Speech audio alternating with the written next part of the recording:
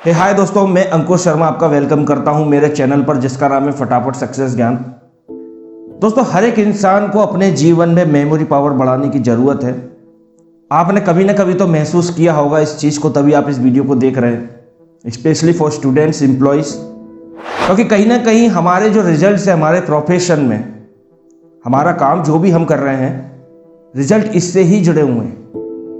क्योंकि हम कितनी चीज़ों को रिमाइंड कर पाते हैं, कितनी चीज़ों को याद कर पाते हैं उस समय जब इसकी सबसे ज़्यादा ज़रूरत होती है, वही आपके लिए अच्छे से अच्छा रिजल्ट क्रिएट करती है। इसलिए दोस्तों, आज मैं इसमें सिर्फ मुद्दे की बात करूंगा, सिर्फ और सिर्फ प्रैक्टिकल, सिंपल और वो तरीके बताऊंगा जो आप फॉलो कर पाए। वैसे तो मैं कोई हूँ नहीं इस टॉपिक पर बात करने वाला, मैं कोई प्रोफेशनल नहीं हूँ, मैंने कोई इसमें डिप्लोमा नहीं, सर्टिफिकेट नहीं, कोई डिग्री नहीं की। लेकिन जैसा कि मैं बुक्स पढ़ता हूँ उसमें कुछ चीज़ें मैंने नोटिस की है, ऑब्जर्व करी हैं। वो इसलिए क्योंकि मुझे उन चीज़ों को याद रखना पड़ता है ताकि मैं अपने कंटेंट में उसे ऐड कर आप तक डिलीवर कर पाऊँ। क्योंकि हर टाइम हर चीज़ याद नहीं रहती और आप इससे रिलेट कर पा रहे होंगे। तो दोस्तों, जो भी मैं बताऊँगा वो सिर्फ और सिर्फ मेरा एक्सपीरियंस है। लेकिन इतना ज़रूर बोलूँगा कि अगर आपने काम किया तो फ़र्क देखने को ज़रूर मिलेगा। इसलिए दोस्तों, ये वीडियो इंपॉर्टेंट नहीं, बहुत इंपॉर्टेंट होने वाला है अगर थोड़े से भी कंसर्न हो अपनी मेमोरी पावर बढ़ाने के लिए। तो बने रहना। और पहला पॉइंट मैं शेयर करने जा रहा हूँ वो है एक्टिवेट योर सेंसेस।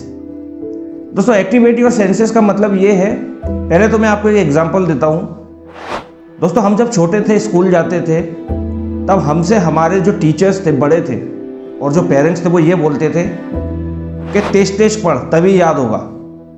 दोस्तों, आपको तो याद होगी ही वो चीज़, क्योंकि इस चीज़ से हर कोई निकला है अपने बचपन में। ऐसी चीज़ें, ऐसी डांट और कभी कभी आपको मार भी पड़ती थी इस चीज़ के लिए, तो आपको अच्छे से याद होगी।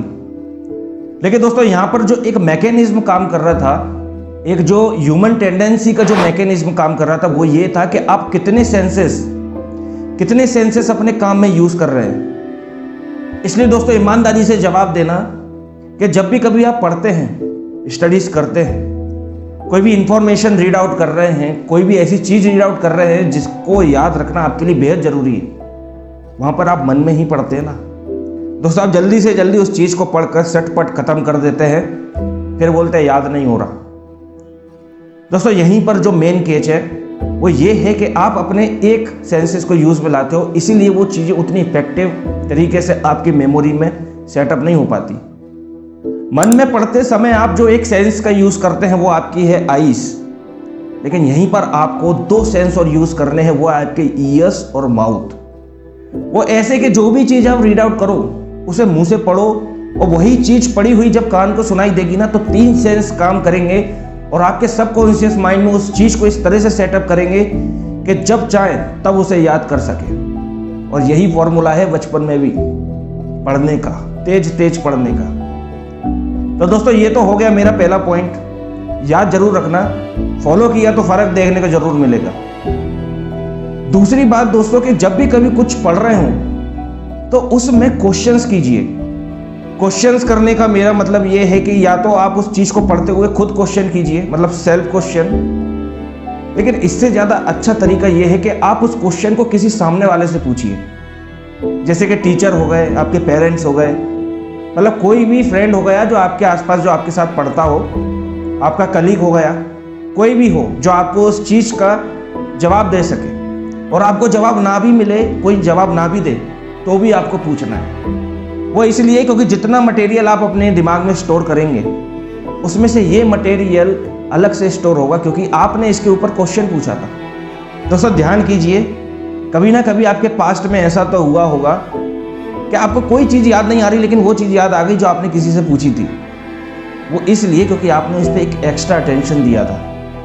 तो दोस्तों, ये है दूसरा मेथड, सिंपल, इसको टेक्निक नहीं बोलूँगा, इसको मैं आपको सिंपल तरीका, एक प्रैक्टिकल तरीका बोलूँगा, जिसे आपको आपके यूज़ में लाना है। और जितना आप इन चीज़ों को यूज़ में लाओगे, प्रैक्टिस में लाओगे दोस्तों, उतनी ही आपकी मेमोरी शार्प हो जाएगी, मेमोरी पावर बढ़ाने के लिए।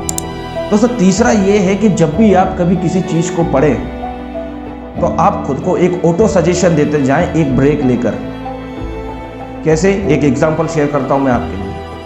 दोस्तों मेरी ही बात करूंगा क्योंकि किसी और का एक्सपीरियंस मुझे नहीं पता है। दोस्तों जब कभी भी मैं बुक में कुछ भी चीज़ पढ़ता हूँ, कोई भी ऐसी टॉपिक होती है या कोई ऐसा कोटेशन होता है जो याद करने लायक है, जिसका कुछ एक अच्छा ही मीनिंग निकल रहा है, तो उस जगह खुद से पूछता हूँ कि इसमें एक्चुअली बोला क्या गया है। जब तक मैं उस चीज़ का, उस लाइन का सही से मीनिंग ना समझ जाऊँ, मैं आगे कंटिन्यू नहीं करता।